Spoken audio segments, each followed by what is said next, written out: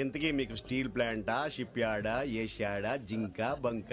బంక హెచ్పిసిఎల్. ఇవన్నీ దేనికి సార్? దేనికేంటి? ఉద్యోగం చేయడానికి. మీకు ఎందులో కావాలో చెప్పండి. నేను అమలపోతున్నారా ఏంటయ్యా డిస్కషన్స్? మాకు నీ ఛాయిస్లు ఉంటాయి అనుకోలేదు. మీరు సడన్ గా జింకు బంకు అంటే సింక్ అవడానికి కొంచెం టైం పట్టింది. అదే అదే జేసీ గారు టోపీలు పెట్టుకుని ఉద్యోగం అన్నారుగా. వీటిలో టోపులు పెట్టుకునే జాబ్లు ఎక్కడ ఉన్నాయండి? అన్నిటిలోనే ఉంటాయి, వాటిలో కూడా ఉంటాయి. వాచ్మెన్ ఉద్యోగం కావాలా? అతిచి ఇంతకీ మీరు అనే జాబ్ ఏంటి సార్? నేను చెప్పేది టోపులు పెట్టుకునే ఉద్యోగం కాదు, టైల్ కట్టుకునే ఉద్యోగం.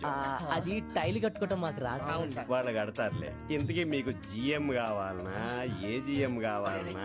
అట్లా పిలుస్తున్నాడు చూడు బాబు. జిఎం అడిగితే ఎలా ఉంటుందంట? ఏజీఎం అంటే వెంటనే కొంచెం పెద్దదిగా ఉంది. ఏజీఎం ఇప్పించండి సార్. అనుకున్నాను నువ్వు ఇది అడుగుతావని.